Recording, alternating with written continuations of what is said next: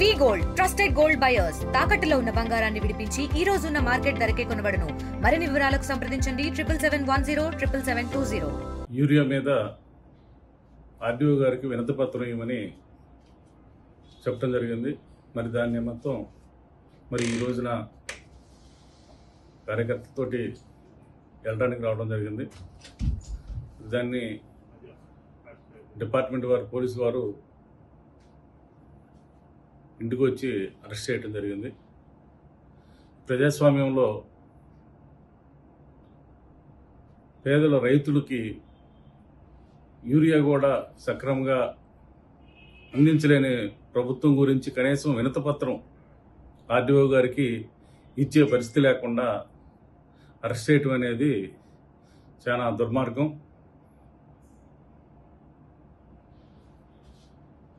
సక్రమమైన మార్గంలో మరి గత ప్రభుత్వం 5 సంవత్సరాల్లో ఎక్కడైనా ఈ పరిస్థితి ఏర్పడిందా? మరి ఈ ప్రభుత్వంలోనే ఎందుకు రైతులకి యూరియా కూడా అందించలేని పరిస్థితి ఏర్పడింది? దాన్ని కనీసం ప్రతిపక్షంలో ఉండి మేము ఆర్డీఓకి వినతిపత్రం కూడా ఇచ్చే హక్కు లేదనే పరిస్థితిలో అరెస్ట్ చేయడం అనేది చాలా దుర్మార్గమైన చర్య. ఇది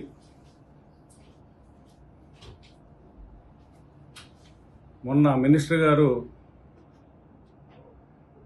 వ్యాగన్లు వచ్చినాయి, అందరికీ యూరియా అందుతుందని చెప్పాడు. కానీ రైతులు ఇంకా క్యూలోనే ఉండే పరిస్థితి. భోజనాల దగ్గర మనం ప్లేట్లు క్యూలో నుంచోట్లేదా అనే మాట్లాడుతున్నాడు. అంటే రైతుల గురించి అంత హేళనగా, రైతుగా మేము రైతు వ్యవసాయం చేశాం కాబట్టి ఆ రైతు బాధలేందో మాకు తెలుసు. మీలాంటి వాళ్ళకి ఇది తెలిసే పరిస్థితి కాదు. యూరియా ఎక్కువ వాడితే షుగర్ వచ్చింది అని కొంతమంది, ఇట్లాగా ఆర్గనైజ్ చేయలేక ఇలాంటి మాటలు మాట్లాడటం గవర్నమెంట్ అనేది కరెక్ట్ కాదు. ఇప్పటికైనా మీరు సక్రంగా రైతుల్ని ఆదుకోండి.